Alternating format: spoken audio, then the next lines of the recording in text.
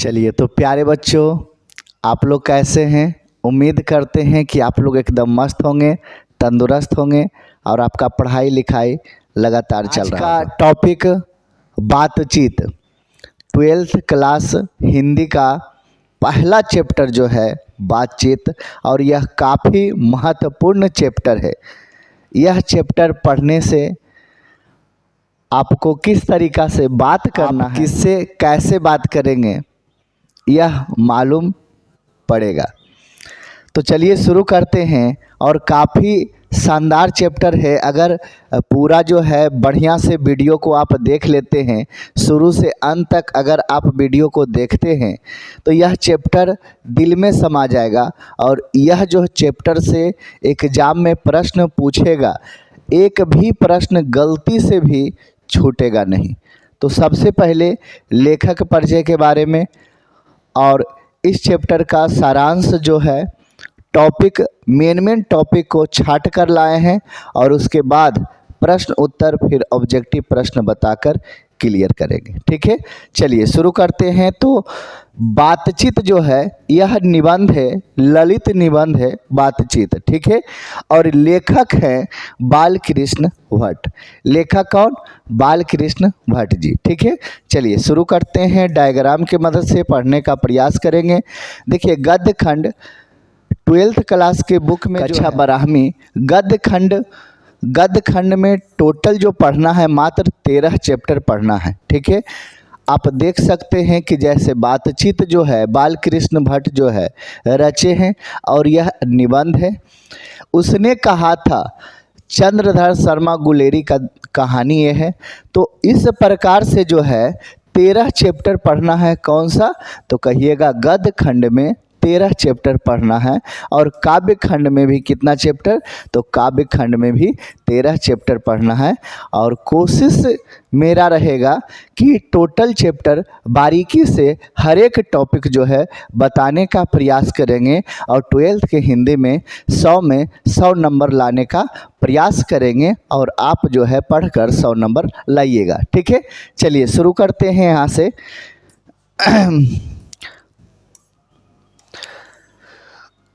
सबसे पहला टॉपिक यहाँ से, बातचीत के लेखक बालकृष्ण भट्ट। बातचीत के लेखक बालकृष्ण भट्ट, इनसे मिलिए, यही हैं बालकृष्ण भट्ट, यह चैप्टर के लेखक। ठीक है, जो लिखे हैं। ये कौन सी विधा है? तो अभी आपको हम बताए थे ये कौन सी विधा है। तो ये है ललित निबंध। ये क्या है? ललित निबंध है। अभी हम लेखक परिचय बता रहे हैं। लेखक परिचय इसलिए आपको समझना जरूरी है ताकि एक भी ऑब्जेक्टिव में प्रश्न, अगर ऑब्जेक्टिव का प्रश्न आए तो एक भी प्रश्न ऐसा ना हो कि आपको समझ में नहीं आए। तो सबसे पहले लेखक परिचय से बहुत सारे प्रश्न ऑब्जेक्टिव पूछा जाता है। तो आप जो है सबसे पहले इसे समझिए। ठीक है, विधा कौन सा है? ललित निबंध। बालकृष्ण भट्ट का जन्म 23 जून 1844 ईस्वी इलाहाबाद में हुआ। इलाहाबाद का नाम चेंज हो गया है और चेंज कर क्या, प्रयागराज के नाम से जानते हैं, प्रयागराज। ठीक है, यूपी उत्तर प्रदेश में है। ठीक है, बालकृष्ण भट्ट के पिता का नाम क्या है? बेनी प्रसाद भट्ट। ये पेशे से क्या है? व्यापारी हैं। इनका जो है रोजगार क्या है? व्यापारी। ठीक है, व्यापारी हैं। माता का नाम पार्वती देवी। माता का नाम पार्वती देवी। और अगर बालकृष्ण भट्ट में पढ़ने का जो कोई लालसा जगाए हैं तो माता जी जगाएं। ठीक है, बालकृष्ण भट्ट का निधन 20 जुलाई 1914 ईस्वी में हुआ था। बालकृष्ण भट्ट शिक्षा जो है प्रारंभ किए थे, शुरू किए थे ये संस्कृत भाषा में। कौन सी भाषा में? संस्कृत भाषा में। 1867 में प्रयाग के मिशन स्कूल में एंट्रेंस के परीक्षा दिए थे। ठीक है, अब देखिए इनका कार्य जो है, जिस स्कूल में पढ़े थे वही स्कूल का जो है अध्यापन रहे। ठीक है, शिक्षा देने लगे। अब ये यहाँ पर जो है मिशन स्कूल प्रयाग में जो है इनका अध्यापन का कार्य कब से कब तक था? 1869 से 1875 तक रहा। ठीक है, CAB स्कूल में संस्कृत का अध्यापन पढ़ा रहे थे 1885 ईस्वी में। यह भी याद रखिएगा, यह जो है काश्यप पाठशाला इंटर कॉलेज में अध्यापक नियुक्त कब हुए थे? 1888 ईस्वी में। यह सब पॉइंट आप याद रखिएगा थोड़ा बहुत, ठीक है। इनका कुल निबंध कितना है गुरुजी? तो इनका कुल निबंध जो है 1000 के आसपास है। इनका कुल निबंध 1000 के आसपास है, ठीक है। कहिएगा, किंतु स्वभाव इनका अग्र रहने के कारण जो है इनको नौकरी छोड़नी पड़ी और इसके बाद जो इनका कार्य था लेखनी वाला कार्य पर निर्भर हो गए, ठीक है। लेखनी वाला जो कार्य था उसी पर फिर क्या हो गए? ठीक है, निर्भर हो गए। इनका रचना देखिए, इनका रचना उपन्यास इनका कौन कौन सा था? तो रहस्य कथा, नूतन ब्रह्मचारी, 100 अजान एक सुजान, गुप्त बैरी, रसातल यात्रा, उचित दक्षिण, और क्या है? हमारी घड़ी, सद्भाव का अभाव। यह सब उपन्यास, यह सब क्या है? उपन्यास। ऑब्जेक्टिव प्रश्न में पूछा जाएगा कि 100 अजान एक सुजान उपन्यास किनका है? तो कहिएगा किनका? बताइए, कमेंट करके आप लोग जो है जल्दी जल्दी बताइए, ठीक है। देखिए नाटक, इनका नाटक जो है जैसे पद्मावती, बेनी संहार, ठीक है। यह सब जो है इनका यहाँ से देख लीजिए, यहाँ नाटक है। नाटक कुछ कुछ याद रखिएगा, जैसे रेल का क्या है? विकट खेल, बाल विवाह है, एक रोगी और एक वैद्य, ये सब नाटक है। नाटक थोड़ा बहुत पढ़ लीजिएगा ना, एक दो बार पढ़ लीजिएगा तो रिपीट हो जाएगा कि नाटक इनका कौन कौन सा था, ठीक है। चलिए आगे बढ़ते हैं। इनका जो है प्रहसन, प्रहसन कौन कौन सा है? जैसा काम वैसा परिणाम, जैसा काम वैसा परिणाम, ठीक है। नई रोशनी का विष, क्या कह रहा है? आचार विडम्बना इत्यादि इनका जो है क्या है? प्रहसन, ठीक है। क्या कह रहा है? निबंध जो है 1000 के आसपास निबंध इनका जो था, ठीक है। उसमें से 100 से भी ऊपर अत्यधिक महत्वपूर्ण है, 100 से ज़्यादा महत्वपूर्ण इनका जो है निबंध था, ठीक है। चलिए आगे बढ़ते हैं। ये टॉपिक याद रखिएगा कि बाल कृष्ण भट्ट किस युग के कवि थे? ऑब्जेक्टिव प्रश्न में आएगा कि बाल कृष्ण भट्ट किस युग के कवि थे? तो कहिएगा भारतेंदु हरिश्चंद्र युग के कवि थे, ठीक है। भारतेंदु हरिश्चंद्र युग के कवि थे, ठीक है। साहित्यकार याद रखिएगा, ठीक है। अब यहाँ पर देखिए, यहाँ से भारतेंदु हरिश्चंद्र की जो है प्रेरणा से हिंदी प्रदीप नामक मासिक पत्र निकालना प्रारंभ जो किए थे वो 33 वर्ष तक चला था। कितने वर्ष तक? 33 वर्ष तक चला था, यह भी आप याद रखिएगा, ठीक है। अब देखिए यहाँ से आप टॉपिक को समझिएगा, बेहतरीन ढंग से आपको पढ़ाने का प्रयास करेंगे। यहाँ से देखिए थोड़ा बहुत मज़ा आएगा।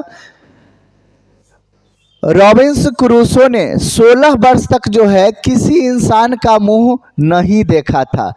रॉबिन्स क्रूसो ने 16 साल तक इंसान का जो है मुंह तक फेस नहीं देखा था। देखिए यही है रॉबिन्स क्रूसो ने, ठीक है। याद रखिएगा कितने वर्ष तक? 16 वर्ष तक, ठीक है। देखिए बेन जॉनसन, बेन जॉनसन अभी देखिए आपको फोटो दिखाकर, देखिए आप पहले फोटो देख लीजिए, फोटो यही है, यही बेन जॉनसन है। बेन जॉनसन का क्या कहना था? ये कहे थे क्या? बेन जॉनसन का कहना था कि बोलने से ही मनुष्य के गुण और दोष का पता चलता है। क्या चीज़ सर जी?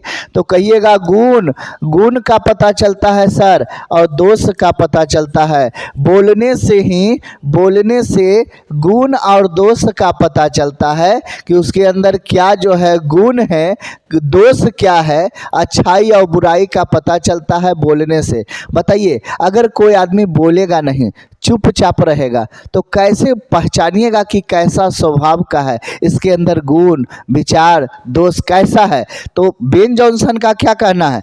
बेन जॉनसन कहे थे, याद रखिएगा, कि बोलने से ही मनुष्य के गुण दोष का पता चलता है।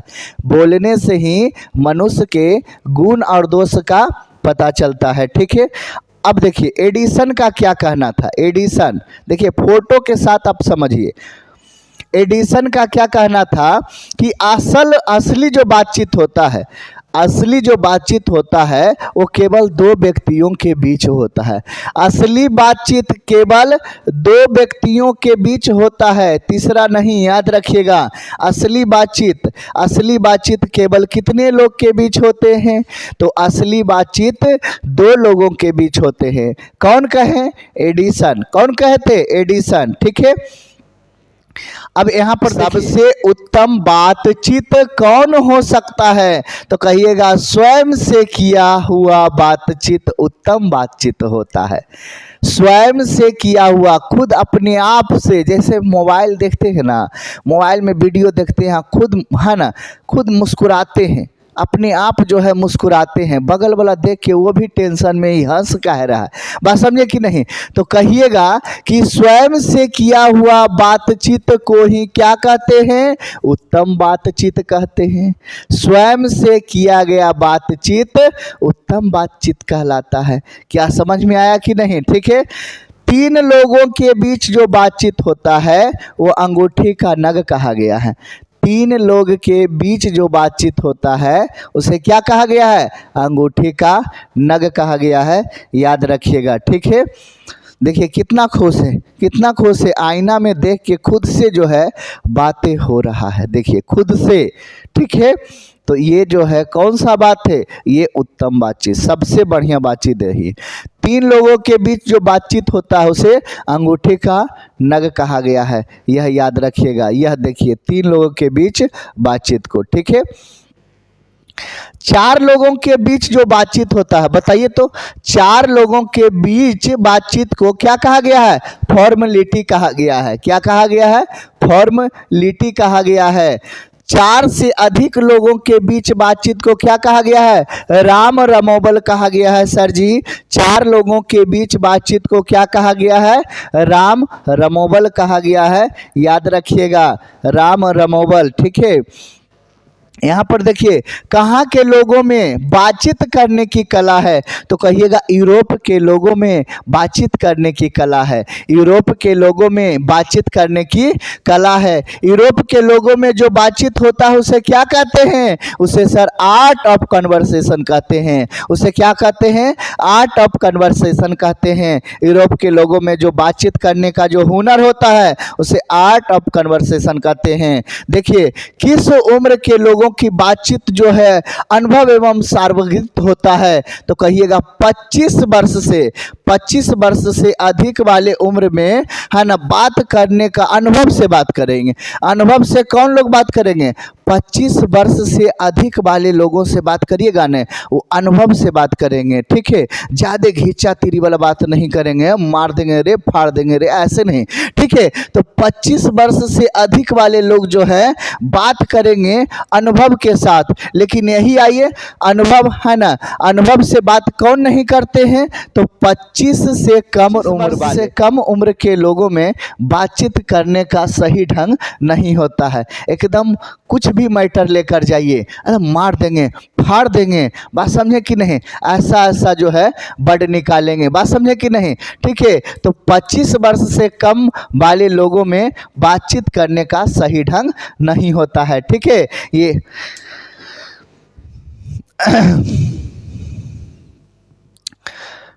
देखिए दो सहेलियों के बीच बातचीत जब होती है, तो दो सहेलियों के बीच बातचीत होता है तो कहिएगा रस का समुद्र उभर उठता है। क्या कहना है? रस का समुद्र उभर उठता है। ठीक है, दो बूढ़ियों की बातचीत जब होती है तो बहू बेटी की बात करती है। बूढ़े के बीच बातचीत होता है जब तो जमाने के कोसते हैं। क्या करते हैं? जमाने को कोसते हैं। दो लड़के के बीच बातचीत जब होती है तो क्या? अपनी अपनी बड़ाई और उस्ताद की बुराई। दो लड़कों के बीच बातचीत होती है तो अपनी अपनी बड़ाई, अपना अपना बड़ाई करते हैं और गुरुजी का क्या करते हैं? बुराई करते हैं। गुरुजी का बुराई, उस्ताद की क्या करते हैं? बुराई करते हैं। बात समझ गए कि नहीं? ठीक है, अब देखिए यहाँ से समझिए बातचीत क्यों जरूरी है। बातचीत क्यों जरूरी है? क्या कोई जरूरी है? तो कहिएगा सर, किसी के मन के विचारों को जानने के लिए बातचीत जरूरी है। अगर यह बातचीत नहीं होता तो लोग लुंज पुंज हो जाते। ठीक है न? कैसे होते हैं? कैसे हो जाते हैं? लुंज पुंज हो जाते हैं। कुछ एकदम शरीर में जान ही नहीं रहता, एकदम पागल की तरह करते। अगर बात अभी भी आप देखिए, अगर आप 10 दिन लगातार आप बात नहीं करिएगा तो आपके शरीर कैसा डगमगाने लगेगा। बात समझे कि नहीं? ठीक है, यानी क्या कह रहे हैं कि अगर बातचीत नहीं होता तो लोग लुंज पुंज होते हैं और लोगों में समन्वय नहीं होता। जो तालमेल होता है ना, समन्वय ही नहीं होता। बात समझे कि नहीं? बातचीत कितना जरूरी है बताइए तो। दूसरा यहाँ पर टॉपिक है कि बातचीत एवं भाषण में क्या अंतर है। बातचीत भी है और भाषण भी है। भाषण जो स्टेज पर जाकर आप प्रोग्राम में बोलते हैं 10 लाइन 20 लाइन लाखों करोड़ों के भीड़ में, वो भाषण है। अब बातचीत में भाषण वाला टॉपिक लाना है क्या? बातचीत में हम लोग जहाँ से जाते हैं वहाँ से टॉपिक स्टार्ट कर देते हैं। बातचीत में कभी ऐसे बोलते हैं क्या कि मैं फलना कुमार इस क्लास में पढ़ता हूँ, मैं यहाँ नौकरी कर रहा हूँ, ऐसे करते हैं क्या? नहीं ना। ठीक है, तो ऐसे नहीं। बातचीत एकदम सिंपल होता है लेकिन भाषण क्या लंबी होती है। ठीक है, तो कहेंगे बातचीत नॉर्मल होता है, एकदम साधारण बातचीत होता है। जहाँ से अगर 2 दोस्त है, तीसरा दोस्त गया, जहाँ से टॉपिक है वहाँ से ही स्टार्ट कर दिए। जिस टॉपिक पर बोलना है उस टॉपिक पर बोल देंगे, 10 टॉपिक 20 टॉपिक ला देंगे। लेकिन भाषण में ऐसा नहीं है। भाषण में जिस टॉपिक पर आप लिखे हैं, जिस टॉपिक के बारे में आप सोचे हैं, वही टॉपिक आप जाकर वहाँ बोलिएगा, दूसरा टॉपिक नहीं। और ऐसे तो बातचीत में बहुत सारा, बातचीत में जो है शादी का बात आ रहा है, उधर से एक दोस्त आया, वो जो है दूसरा कहानी निकाल दिया कि इस टॉपिक पर, तीसरा दोस्त आया, इधर चलिए खेलने के लिए। मतलब बातचीत में टॉपिक ही कुछ अलग अलग होता है। बात समझे कि नहीं? लेकिन भाषण में नहीं। तो कहिएगा बातचीत नॉर्मल होता है लेकिन भाषण जो है लंबी होती है। यहाँ सिर्फ जहाँ सिर्फ 2 लोगों में जो है बातचीत हो रहा है वहाँ आपको भाषण नहीं देना चाहिए। देखिए कितना बढ़िया चीज़ यहाँ पर लिखे हैं कि जहाँ पर 2 लोगों के बीच अगर बातचीत हो रहा है ना, तो वहाँ आप भाषण का प्रयोग ना करें। भाषण अगर आप दीजिएगा सुनने वाले को बोरिंग फील होगा। बात समझे कि नहीं? सुनने वालों को क्या होगा? बोरिंग फील लगेगा और उसके बाद जो है लगेगा कि नहीं ये बकवास कर रहा है। क्या बकवास कर रहा है? तो जहाँ पर बातचीत हो रहा है ना, वहाँ भाषण का प्रयोग बिल्कुल ना करें। ठीक है, देखिए कितना बढ़िया बढ़िया चीज़, इसीलिए कहे थे ना यह चैप्टर जो है आपको पढ़ के वो आनंद आएगा। बातचीत की कला क्यों जरूरी है? बातचीत की उत्तम तरीका यह होता है जब आप सामने वाले को भी बोलने का मौका देते हैं। बातचीत का उत्तम तरीका क्या होता है? जब आप सामने वालों को बोलने का भी मौका देते हैं। ठीक है, सामने वालों को भी बोलने का मौका देते हैं। जब खुद बकबक नहीं करना चाहिए, सामने वाले को बोलने का मौका देना चाहिए। खुद जो है बकबक नहीं करना चाहिए, खुद बकबक नहीं करना चाहिए। जब भी आप बात करें तो सामने वालों को आंख में आंख डालकर बात करें। सही देखिए, बातचीत करने का सही हुनर है सामने वाले आंखों में आंख डालकर बात करिए। ठीक है, आंखों में आंख डालकर बात करिए। सही बात करने की कला किस में है? यूरोप के लोगों में है। ठीक है, और इसे ही तो आर्ट ऑफ कन्वर्सेशन कहते हैं। आंख में आंख डालकर बात करिए, आंख में आंख डालकर, ठीक है, मिलाकर बात करिए। अगला टॉपिक है कि उत्तम बातचीत का प्रकार कौन सा है। उत्तम बातचीत तो है स्वयं से किया हुआ बातचीत उत्तम बातचीत कहलाता। उत्तम बातचीत का प्रकार तो स्वयं से किया गया बातचीत उत्तम बातचीत कहलाता। अब इसका प्रकार अगर कहिएगा तो 2 लोगों के बीच जो बातचीत होता है वही उत्तम बातचीत का प्रकार हो सकता है। कैसे?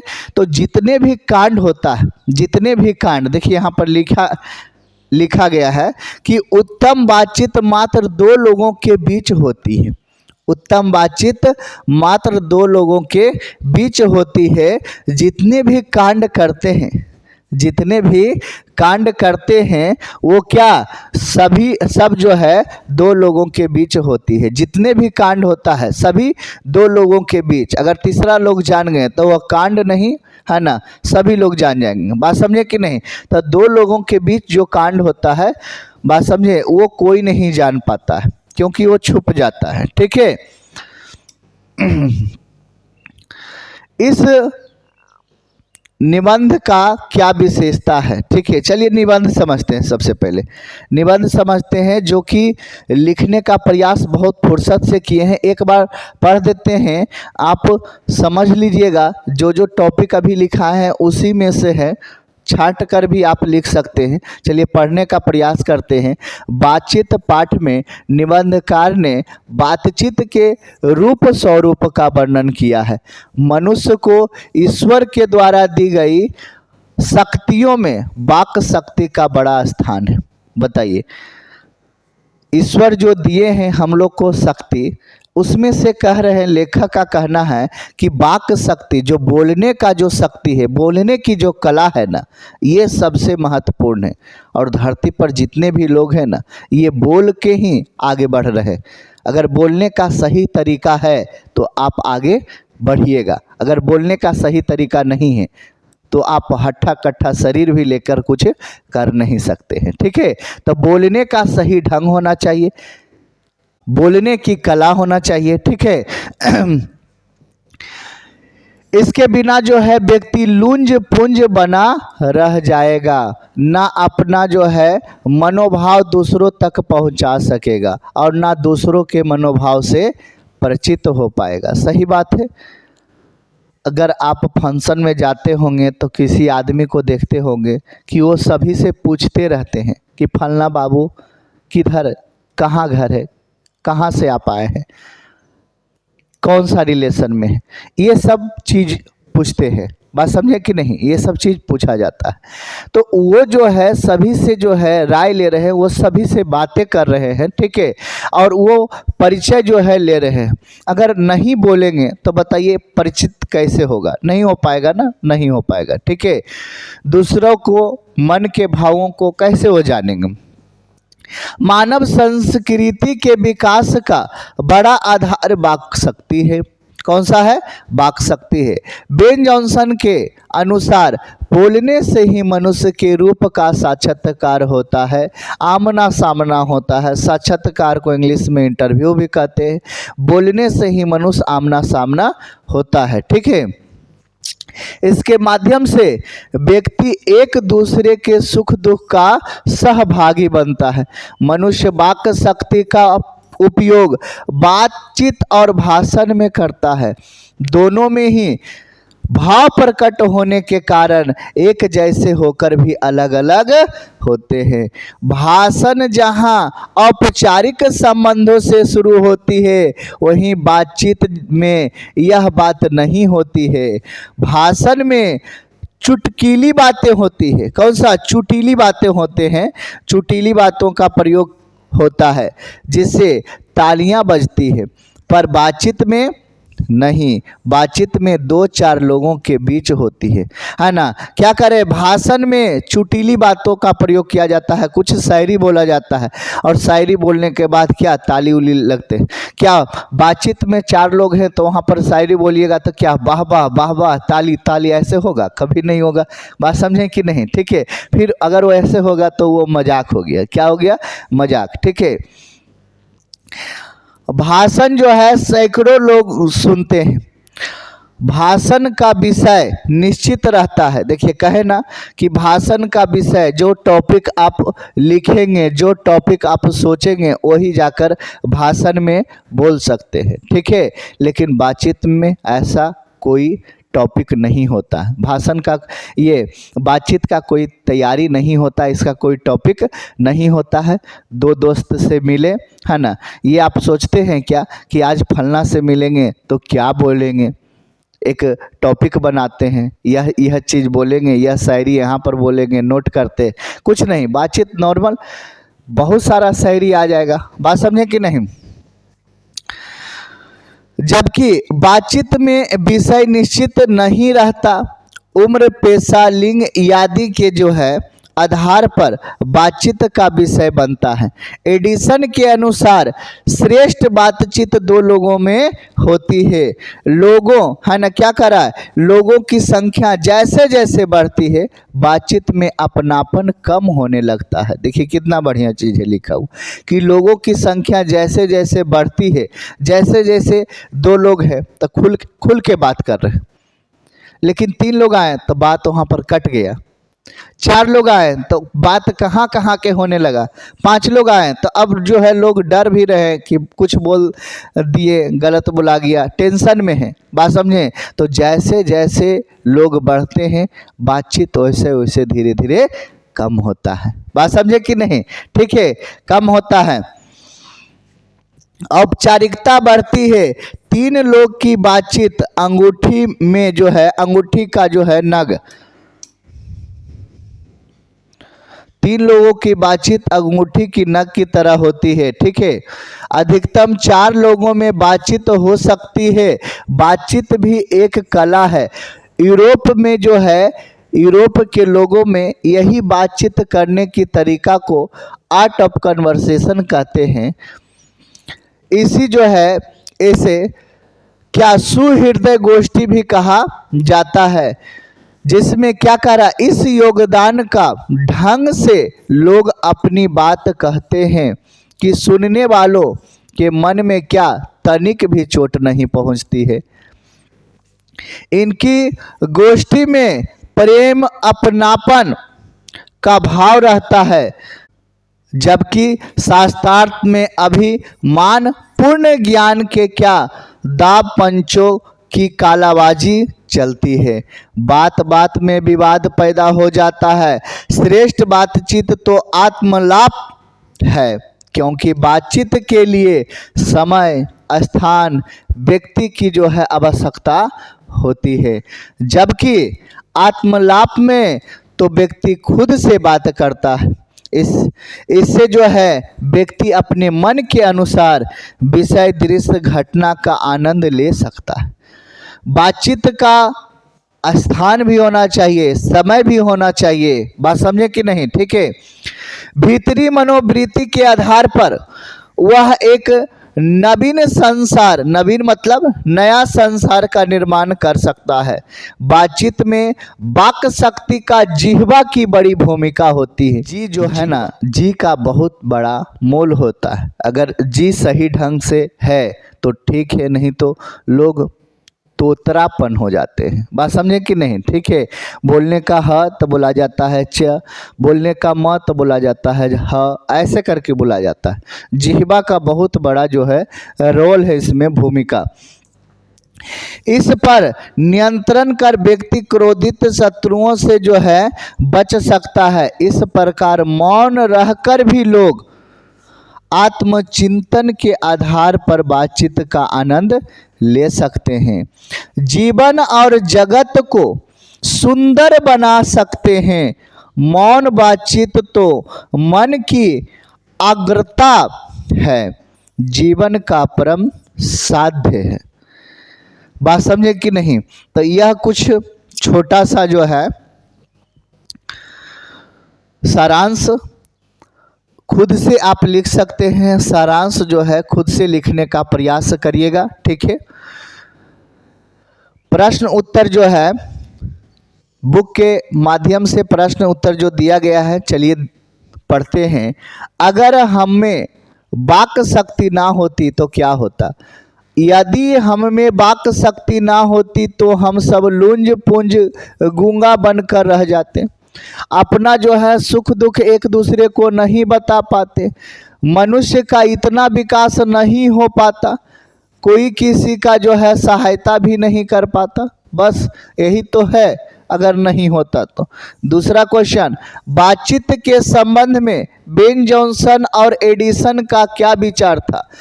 तो बातचीत के संबंध में बेन जॉनसन यह कहना चाहते थे कि बोलने से ही मनुष्य के रूप का साक्षात्कार होता है। और एडिसन का मानना था कि सिर्फ असल बातचीत सिर्फ दो लोगों के बीच होती है। असल बातचीत सिर्फ दो लोगों के बीच होती है, याद रखिएगा। अगला है कि आर्ट ऑफ कन्वर्सेशन क्या है। तीसरा क्वेश्चन, तो कहिएगा कि आर्ट ऑफ कन्वर्सेशन यूरोप के लोगों में बात करने का क्या है? हुनर है। क्या है? हुनर है। इसमें ऐसी चतुराई से बात किया जाता है कि सामने वाले के दिल को क्या जीत लिया जाता है। इसे तो क्या सहृदय गोष्ठी भी कहा जाता है। इसे ही सहृदय गोष्ठी कहते हैं कि जो बात करे ना तो अगला पर्सन का दिल जीत जाए। बात समझे? चौथा नंबर क्वेश्चन, मनुष्य की बातचीत का उत्तम तरीका क्या हो सकता है? इसके द्वारा वह कैसे अपने लिए जो अर्थात नवीन संसार की रचना कर सकता है। कहिएगा, बातचीत करने का सबसे उत्तम तरीका स्वयं से ही बात करना है, क्योंकि इसमें मनमुटाव या विवाद का डर नहीं रहता है। इस प्रकार व्यक्ति अपने लिए स्वार्थ नवीन संसार की रचना करता है। ठीक है, एकदम छोटा छोटा आंसर है, आप आराम से जो है इस चीज़ों को याद रखिएगा। व्याख्या करने वाला प्रश्न जो है थोड़ा बहुत बड़ा रहेगा। 2 गो व्याख्या करना है बस। हमारी भीतरी मनोवृत्ति प्रतिक्षण नए नए रंग दिखाया करती है। वह जो है प्रपंचात्मक संसार का एक बड़ा भीतरी आईना है, जिसमें जैसी चाहो वैसी जो है सूरत देख लेना। कोई दुर्घट बात नहीं है। चलिए दर्शाने का प्रयास करते हैं। प्रस्तुत गद्यांश बालकृष्ण भट्ट रचित बातचीत शीर्षक पाठ से लिया गया है, जिसमें लेखक ने आत्मलाप या भीतरी मनोवृत्ति को विश्लेषित करने का प्रयास किया। इसके माध्यम से व्यक्ति मनोवांछित दृश्य या भाव का आनंद ले सकता है। यह संसार तो छल प्रपंच से भरा हुआ है। हम इस छल प्रपंच को आत्मचिंतन के माध्यम से समझ सकते हैं। जो व्यक्ति आत्मचिंतन नहीं करता वह ना तो अपनी कमियों से परिचित हो पाता और ना दूसरे के प्रपंच को समझ पाता।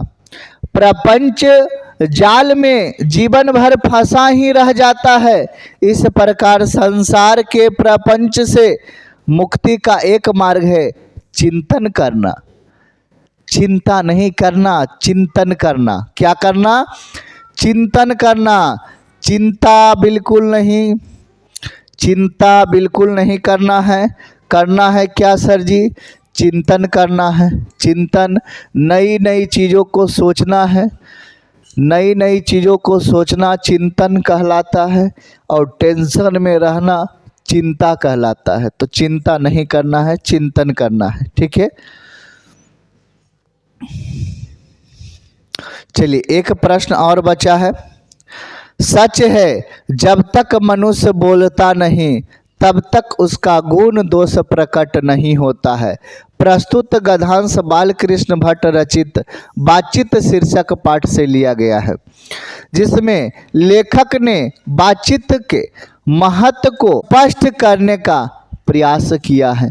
भाषा या अभिव्यक्ति के आधार पर ही व्यक्ति के व्यक्तित्व का गुण दोष की पहचान होती है।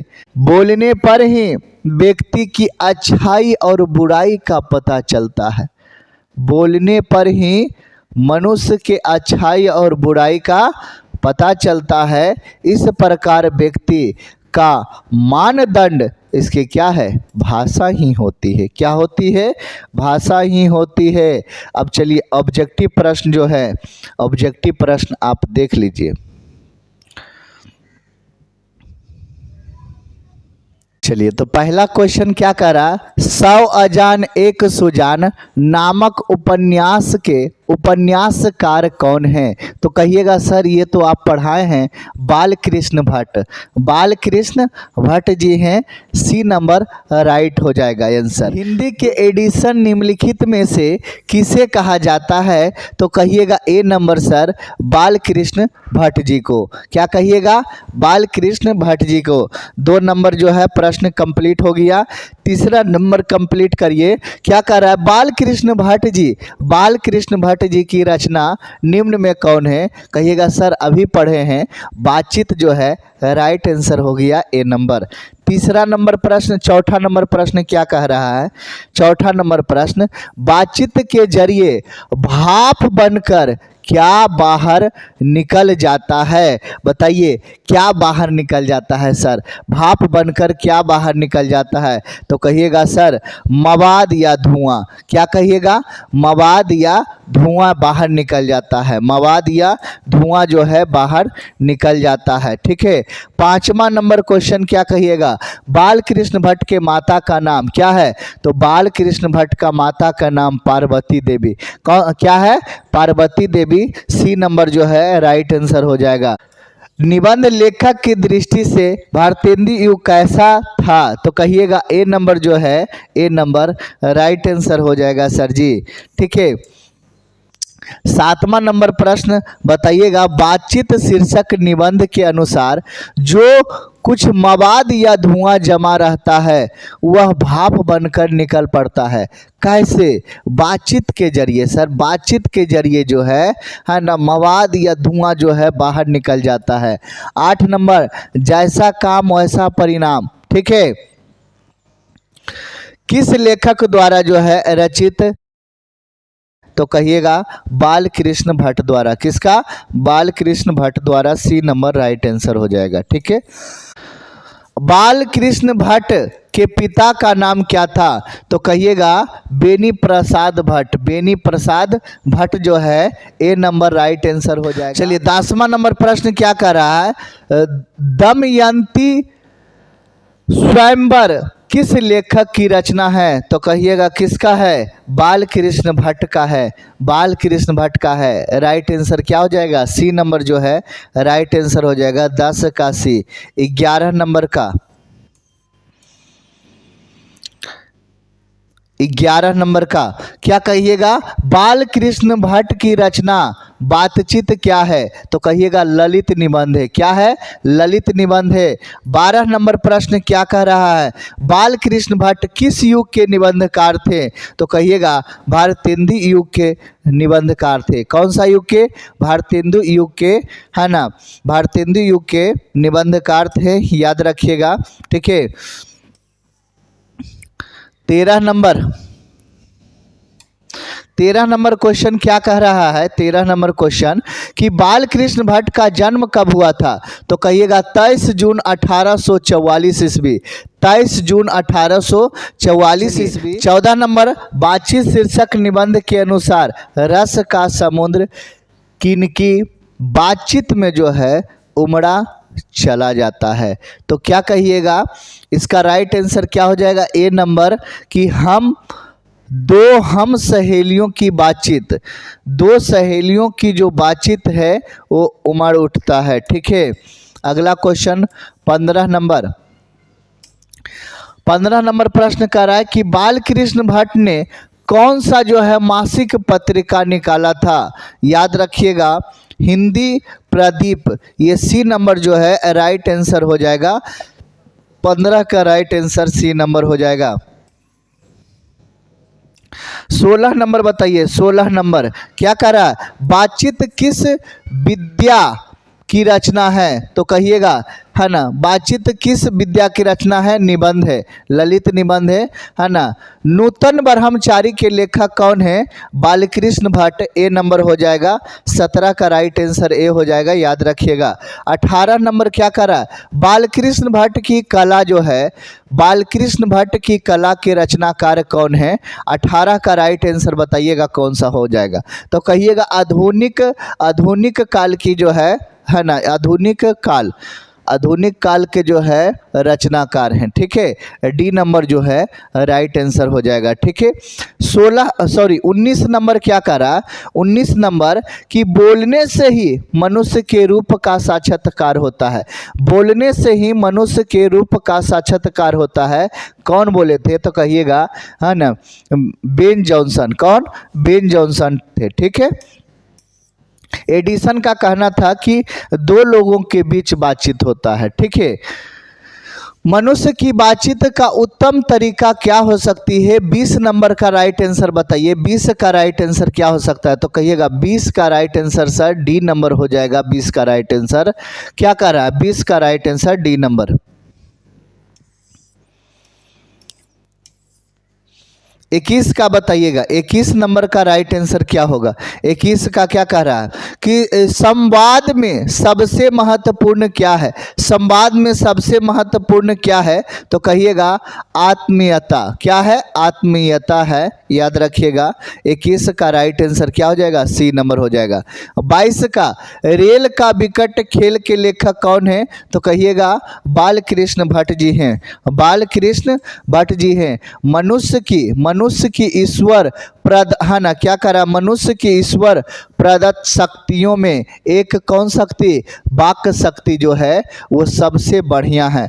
रॉबिन्सन क्रूसो कितने वर्ष तक जो है लोगों का चेहरा नहीं देख पाए थे? कितने दिनों के बाद जो है इंसान के बीच आए थे तो 16 वर्ष। ठीक है, 16 वर्ष याद रखिएगा। ठीक, एडिसन ने कितने लोगों के बीच जो है बातचीत को सबसे अच्छा बातचीत माने हैं तो दो लोगों के बीच जो बातचीत होती है सबसे अच्छा बातचीत एडिसन ने माने हैं। ठीक है, कितने लोगों के बीच बातचीत का अंगूठी का नग मानी गई है? कितने लोगों के बीच बातचीत को अंगूठी का नग तो 3 लोगों के बीच जो है बातचीत को अंगूठी का नग माना गया है, याद रखिएगा। 27 का राइट आंसर कितने लोगों के बीच बातचीत को फॉर्मेलिटी माना गया है? कितने लोगों के बातचीत? 27 का राइट आंसर क्या हो जाएगा तो कहिएगा कितने लोग? 3 से अधिक, 4 लोगों के बीच जो है बातचीत होता है तो उसको बातचीत नहीं फॉर्मेलिटी कहते हैं। क्या कहते हैं? फॉर्मेलिटी कहते हैं। ठीक है, 28 का यूरोप में बातचीत की कला को क्या कहा जाता है? आर्ट ऑफ कन्वर्सेशन कहा जाता है। ए नंबर जो है राइट आंसर हो जाएगा। 28 का राइट आंसर क्या हो जाएगा? ए नंबर हो जाएगा। ठीक है, 29 कह रहा है कि काव्य कला प्रवीण गोष्ठी को क्या कहते हैं तो सहृदय गोष्ठी कहते हैं। सहृदय गोष्ठी कहते हैं। 30 नंबर क्या कह रहा है? 30 नंबर कह रहा है कि 4 से अधिक लोगों के बीच बातचीत को क्या कहते हैं तो राम रमोबल कहा जाता है।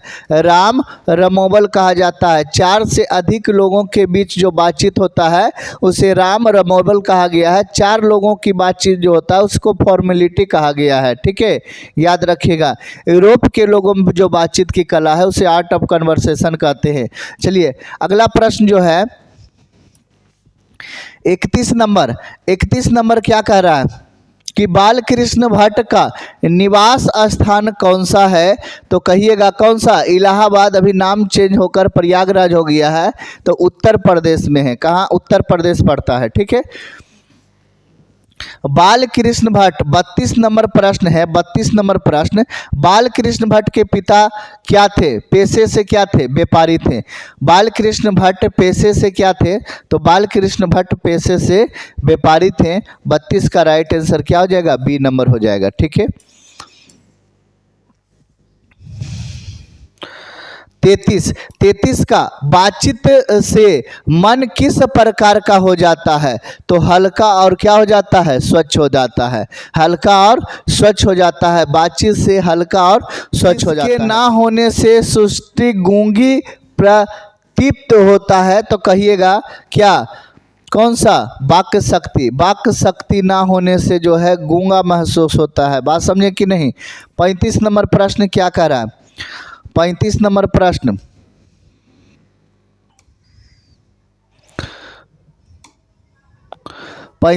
प्रश्न, बाल कृष्ण भट्ट जी को किसने जो है अंग्रेजी साहित्य के एडिशन और स्टील के सन क्या करा, स्टील की श्रेणी में जो है रखा था, बताइएगा।